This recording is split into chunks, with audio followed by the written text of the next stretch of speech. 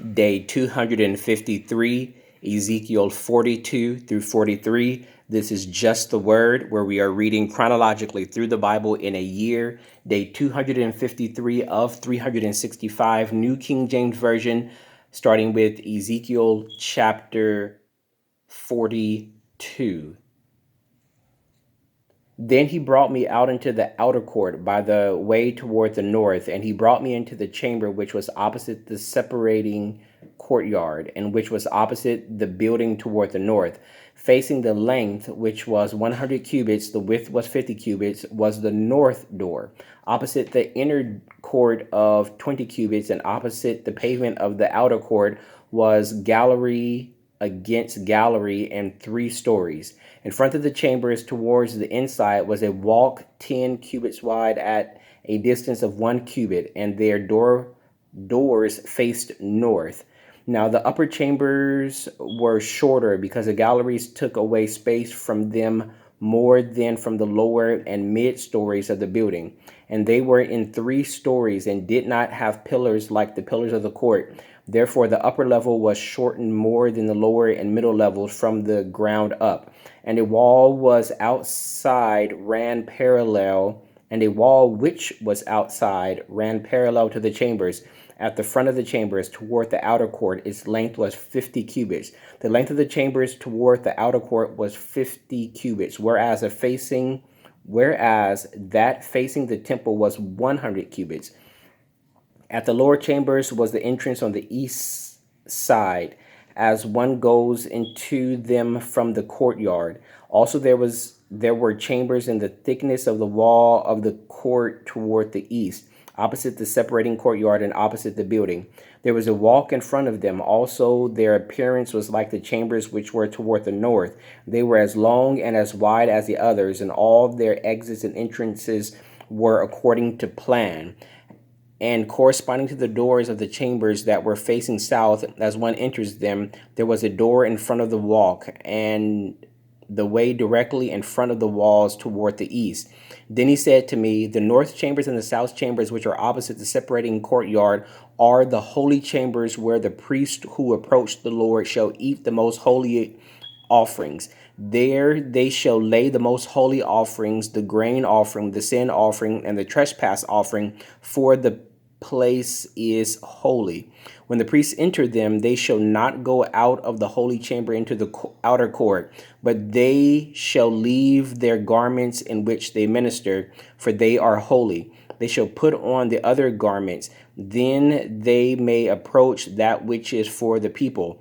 Now when he had finished measuring the inner temple, he brought me out through the gate that faces toward the east and measured it all around. He measured the east side with the measuring rod, 500 rods by the measuring rod all around. He measured the north side, 500 rods by the measuring all around. He measured the south side, 500 rods by the measuring rod. He came around to the west side and measured 500 rods by the measuring rod. He measured it on the 4 sides. It had a wall all around, 500 cubits long and 500 cubits wide, to separate the holy areas from the common. Chapter 43.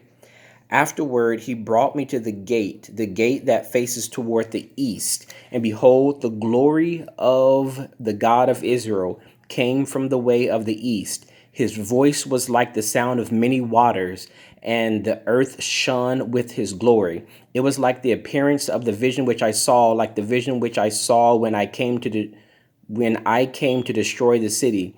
The visions were like the vision which I saw by the river Chedar, and I fell on my face.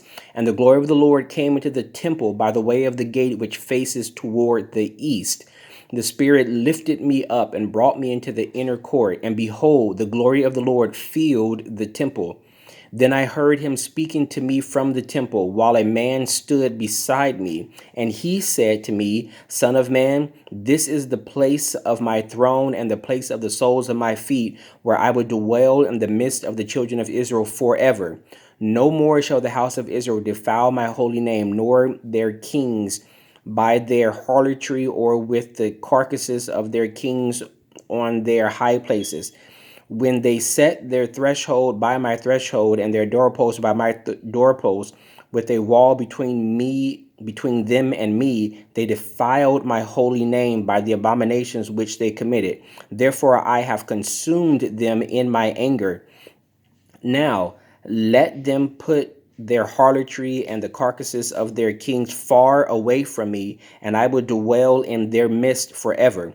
Son of man, describe the temple to the house of Israel, that they may be ashamed of their iniquities, and let them measure the pattern. And if they are ashamed of all that they have done, make known to them the design of the temple and its arrangement, its exits and its entrances, its entire design and all its ordinances, all its forms and all its laws. Write it down in their sight so that they may keep its whole design and all its ordinances and perform them.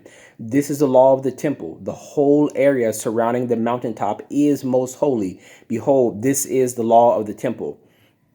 These are the measurements of the altar in cubits. The cubit is 1 cubit and a handbreadth. The base of 1 cubit high and 1 cubit width, with a rim all around its edge on one span. This is the height of the altar. From the base on the ground to the lower ledge, 2 cubits. The width of the ledge, 1 cubit. From the smaller ledge to the larger ledge, 4 cubits. And with the width of the ledge, 1 cubit. An altar height is 4 cubits high, with 4 horns extending upward from the earth. The altar hearth is 12 cubits long, 12 wide, square at its 4 corners. The ledge 4 cubits long and 14 wide on its 4 sides, with a rim of half a cubit around it. Its base 1 cubit all around, and its steps face toward the east. And he said to me, Son of man, thus says the Lord God, these are the ordinances for the altar on the day which it is made, for sacrificing burnt offerings on it, and for sprinkling blood on it.